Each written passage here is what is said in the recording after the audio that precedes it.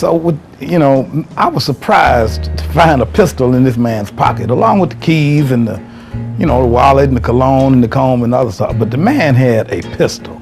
But he trusted me to hold his coat. I don't know if he forgot the pistol was in there or, because normally you don't give a kid a pistol. So I'm thinking maybe he just forgot it was in there and wanted me to just hold his coat. And I did it, but I thought it was real cool that James Brown was carrying a pistol. It's kind of like, he really didn't take no mess, so from that point on, he and I stayed cool. He would come back to town, he'd ask for that kid that held his coat, bring him to the show. He came to the old Cleveland Arena. He was on the bill with Jackie Wilson, and back then you could see 5 or 6 stars for $6 or $7. You could see Jackie Wilson, Sam and Dave, James Brown, Aretha Franklin. All of these people on one show. That's just how we did it back then. Now it's like $100 just to see one somebody and a nobody. But you got to see 5 or 6 heavyweights at the Cleveland Arena for $5 or $6. That's unheard of, but that's how it was back then. Life was good. So I got to meet Jackie Wilson, Marvin Gaye, Smokey Robinson, Nancy Wilson, Aretha. Aretha and I have the same birthday, so we always kid each other about that, and then we have a lot of fun with March 25th, she and I, and it's good to know people like that, especially being a young kid. That's kind of like, you feel like you're somebody, and being around people like that made me want to be sharp and clean all the time, because you never know who you're gonna see or who you're gonna run into. So I dressed very well, and the most beautiful women were around these people, and that's where I get liking pretty girls. So everything that I'm into, I got it naturally. Because look at who I hung out with. You hanging out with Smokey and the Miracles, and you down here at Quad Hall Hotel, kicking it with the Four Tops and stuff like that. I didn't want to be a kid. I didn't want to play in dirt. I didn't want to play ball. I didn't want to play games. I didn't want to be dirty at all. I wanted to be clean all the time. Because my thing was, I'm going to get next to these pretty girls and I'm going to have them screaming and hollering too. I wanted to get on the radio. That's what I wanted to do. I wanted to be in the business some kind of way. And with being friends with James Brown, it opened a lot of doors, So finally, after the show was over, and he's toweling off, getting his hair done, because he had to do his hair after every show. He told me in the dressing room, he said, "Son, if you finish school, I'm gonna give you a job." And I said, "Yes, sir, I'll be out of school shortly," And the man kept his promise. I didn't keep mine, but he kept his. He called me one day and he asked me, was I out of school? I said, "Yes, sir, I'm out." He said, "Good, I got some rap for you when I come to Cleveland." So,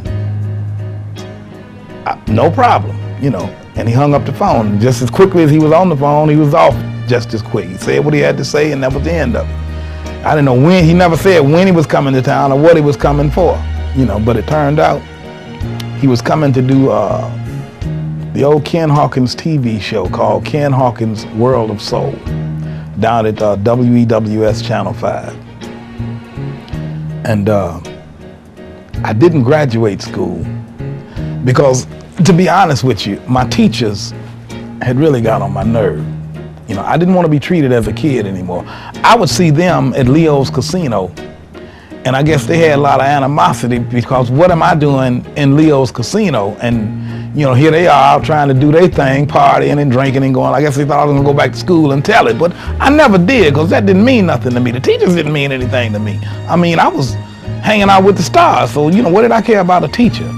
So 11th grade came around, I was really making more money than the teachers were. So I didn't feel like I belonged in school. And we wasn't getting along. They were treating me, they wanted to treat me like a kid, and I just did not want to be a kid. So I guess my own arrogance had a lot to do with that. I quit school. But I never told Mr. Brown I quit school. He asked me, was I out of school? He never said, did you graduate? Because if he'd asked me, did I graduate, I would have had to tell him, no, I didn't. He asked me, was I out? So there is a difference in the question. I mean, I played on the words, but it was a difference in the question. He asked me, was I out? Yeah, I'm out, but I was out on my own terms. He gave me a job doing regional and Midwestern record promotion.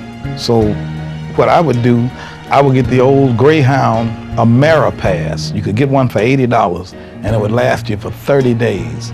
And you could travel anywhere Greyhound went within them 30 days and come back, or get another one and start all over again. So I was taking James Brown's records everywhere, from Indiana, Chicago, Kentucky, Rochester, New York, Buffalo, New York, the Virginias, any black soul station that I could get to by Greyhound, that's what I did. And the man was paying me $450 a week and a few other expenses to do that. Why wouldn't I do it? I'm a young man seeing the world at somebody else's expense. Oh my God. It was a beautiful thing to be doing. And our relationship just evolved from there. He had a few bad times, and but he always would send me money. He always made sure I could get some money. And that was one of the beautiful things about James Brown. He took care of me it's almost like from the first day we met, and the first time I held his coat and he gave me $40 for doing that. I really thought I was rich then, but man, the money he gave me was just, unbelievable. It was unreal. He took real good care of me, and I will always be grateful for that.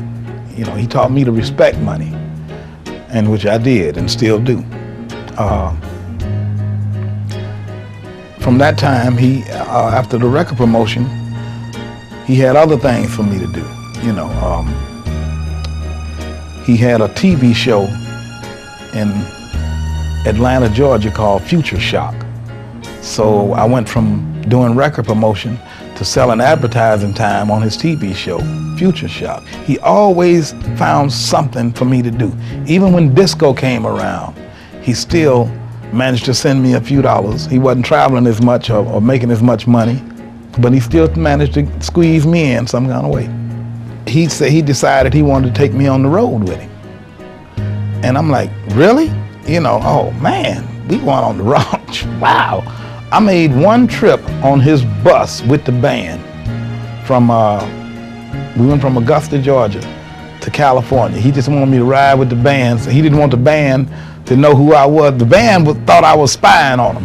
They thought I was put on the bus to see what was going on the bus, see what they were doing and what they was getting into on this 3-day trip to California. But they treated me good. I mean, it was all cool. They still couldn't figure out what I was doing on the bus. I didn't know what I was doing on the bus, but that's where he wanted me, that's where I went. So, once we got out there,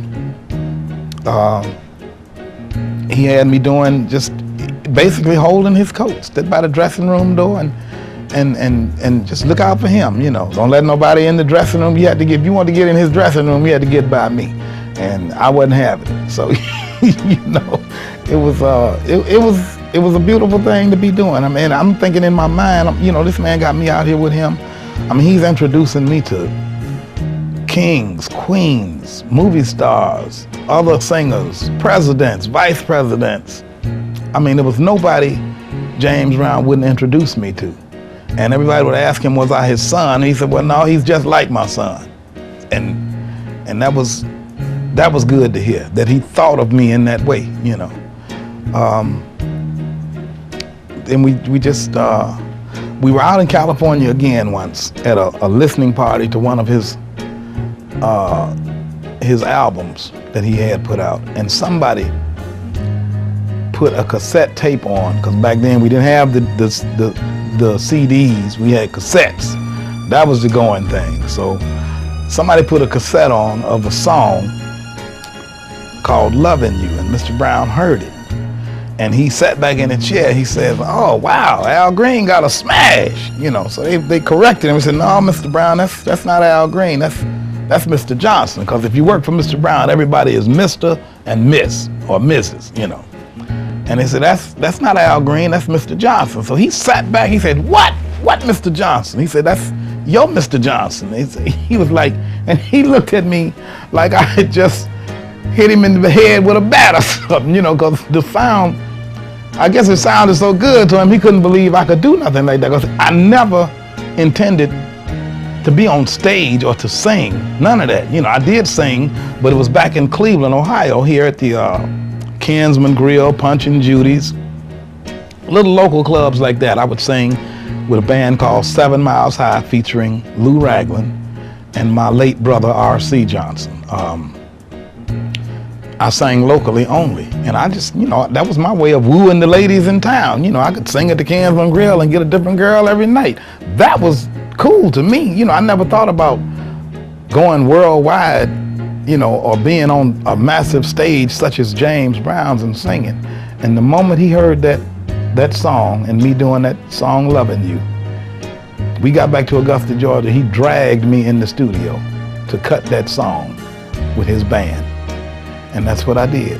And from that moment on, he kept me on stage with him. I took Bobby Bird's place, you know, as his side man.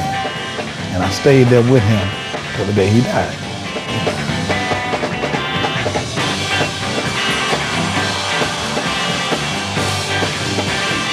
On the side of James Brown. And that to me was just, that was monumental. It didn't get no better than that.